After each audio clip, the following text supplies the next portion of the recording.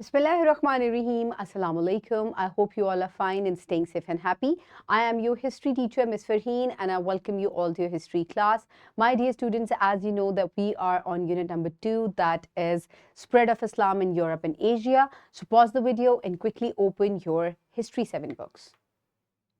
I hope everybody has opened the book. So my dear students, आज मैं lecture number 4 deliver करूँगी इसका, जिसमें हम क्या discuss कर रहे हैं. We are going to discuss about enlist some prominent rulers of Abbasids and their major achievements. So Abbasid rule जो है, जो डायनेस्टी की बुनियाद रखी गई, हम उसके बारे में डिस्कस करेंगे और जिन प्रोमिनेंट लीडर्स ने या रूलर्स ने इसको रूल किया, हम उनके बारे में और उनकी मेजर अचीवमेंट्स के बारे में आज डिस्कस करेंगे. सो माय डियर स्टूडेंट्स, सबसे पहले टाइम लाइन से इसका आगाज़ करते हैं. मैंने प्रीवियस लेक्चर में भी आपको ये टाइम लाइन दिखाई थी कि ये इसका आगाज़ शुरू हुआ था 750 CE से and it ended with the conquest of Mongol in this area, जो कि 1258 CE में हुआ. तो आप टाइम पीरियड दे सकते हैं कि 100 साल से ऊपर जो है इन्होंने हुकूमत के, तकरीबन 200 साल से भी ऊपर. ठीक है, और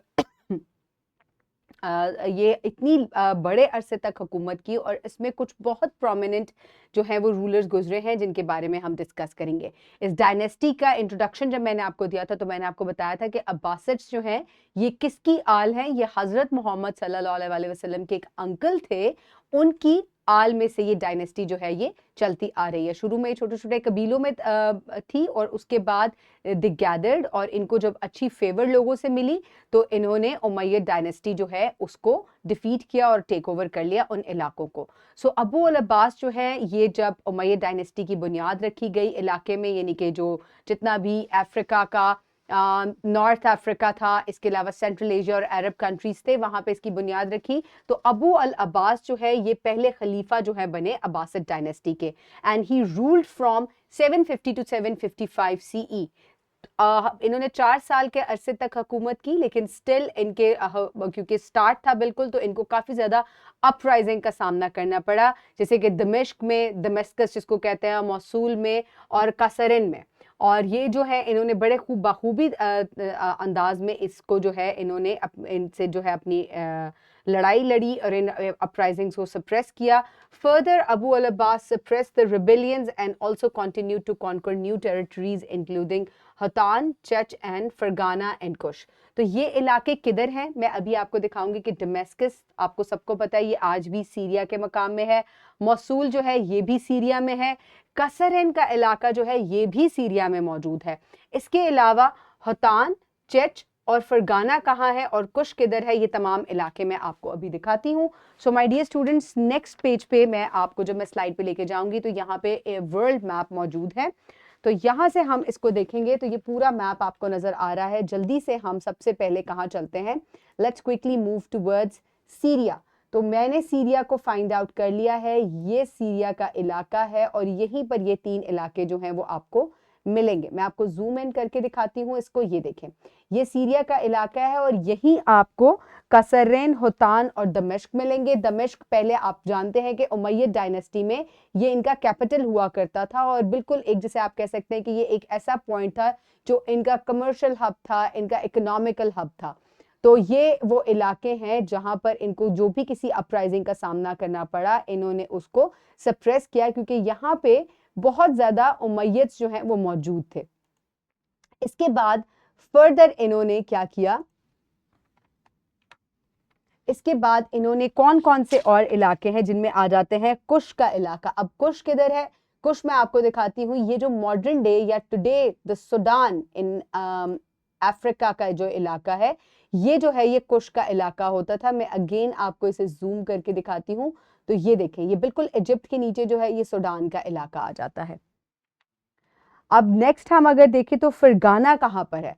अब फरगाना का इलाका जो है ये काज़ाकिस्तान के पास है और काज़ाकिस्तान में ये बिल्कुल ईस्ट पर यहाँ मौजूद है. ठीक है, तो यहाँ पे भी इनको काफ़ी अपराइजिंग्स का सामना करना पड़ा जिनको इन्होंने डिफीट किया और इस जगह को भी प्रोटेक्ट किया. इसके अलावा लास्ट इलाका जो आ जाता है वो आ जाता है चच का इलाका, जो कि ये इंडिया पाकिस्तान के इलाके में मौजूद था.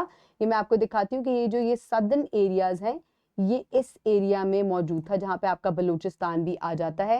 इसको अगर हम जूम करके देखें तो ये वाला इलाका जो है ये یہ دیکھیں یہ اس علاقے میں جو ہے یہ چچ کا علاقہ تھا, یہاں پر بھی ان کو کچھ اپرائزنگز کا سامنا کرنا پڑا جن کو انہوں نے آسانی جو ہے وہ ڈیفیٹ کیا. 4 سال کے عرصے تک انہوں نے حکومت کی یہاں پر, اور اس کے بعد جو ہے ان کی ڈیتھ ہو گئی. اور کس نے ٹیک اوور کیا ان کی ڈائنیسٹی میں سے ہی نیکسٹ جو ہے ابو جعفر المنصور جو ہیں, ان کے بارے میں ہم ڈسکس کریں گے کیونکہ یہ ایک جو ہے یہ پرومیننٹ لیڈر ہیں. اگر ہم واپس سے جلدی سے میں آپ کو یہ دکھاؤں تو ابو جعفر, اس کے بعد المنصور آ جاتے ہیں. یہ ابو جعفر تھے لیکن یہ المنصور کے نام سے جو ہے یہ مشہور تھے. تو اب ہم ابو جعفر المنصور کے بارے میں پڑھ لیتے ہیں. تو ابو جعفر المنصور جو ہے انہوں نے 754 سے 775 تک حکومت کی, اچھے لمبے عرصے تک انہوں نے حکومت کی, اور انہوں نے اپنا کیپٹل جو ہے وہ چینج کر کے بغداد کو بنا دیا. اب بغداد کدھر ہے؟ یہ عراق آپ کو نظر آ رہا ہے. عراق میں بغداد آج بھی موجود ہے, اور اس کو انہوں نے اپنا کیپٹل بنایا, اور اس کو سٹی آف پیس بھی کہا جانے لگا. بہت سے ریوولٹس اور اپرائزنگز کو انہوں نے جو ہے وہ ڈیفیٹ کیا, اور ایک اچھی مضبوط عباسد ڈائنیسٹی کی جو ہے وہ بنیاد رکھی بغداد میں, اور اس کو اپنا کیپٹل بنایا. اور ابو المنصور also led successful external conquest including the addition of numerous areas in Sindh to the Abbasid kingdom. تو یہ جو سندھ کا ایریا آگے جا کر آتا ہے جو آپ کو پاکستان کے میپ میں یہاں نظر آتا ہے, اس طرف ان ایریاز کو بھی انہوں نے کانکر کیا اور ان کو اپنی ٹیریٹری میں شامل کیا. کسی بھی قسم کی اپرائزنگ جو ہے اس کو انہوں نے سپریس کیا ان ایریاز میں. اس کے بعد آ جاتے ہیں محمد ابن منصور المہدی. یہ ایک پرومیننٹ لیڈر گزرے ہیں.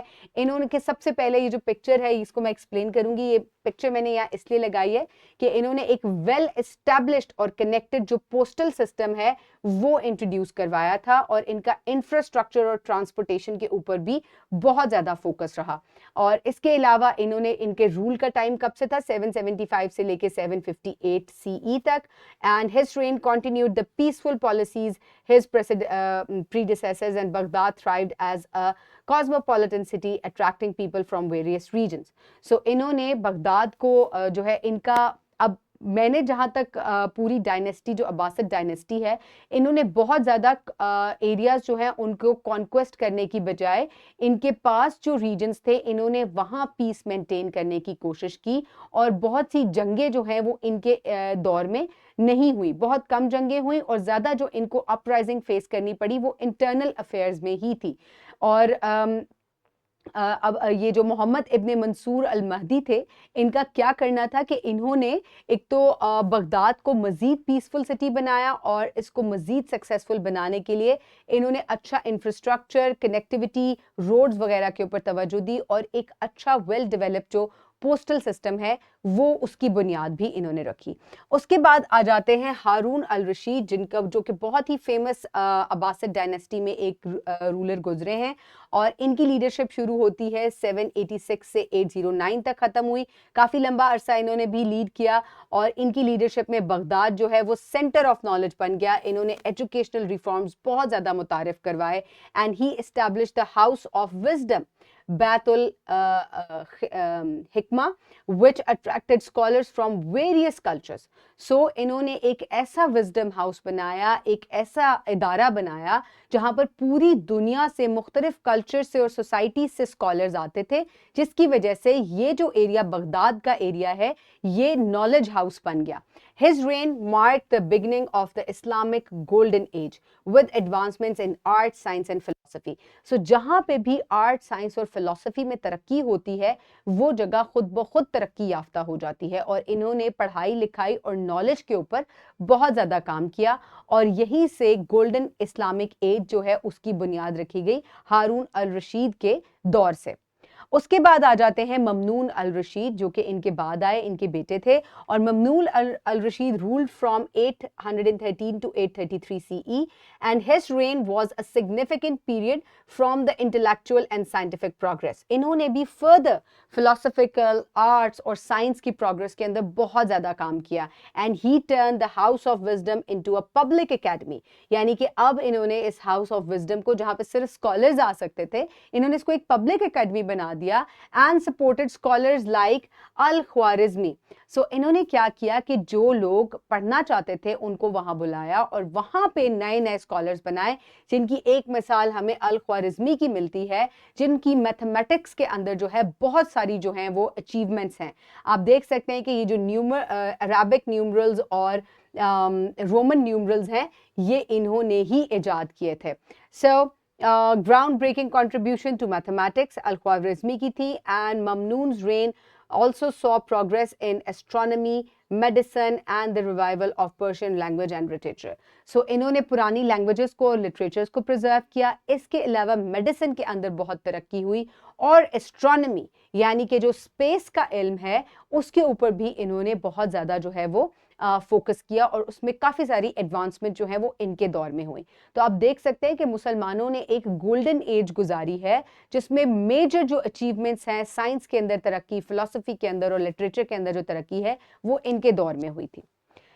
नेक्स्ट आ जाते हैं अल-मुअतसिम बिल्ला.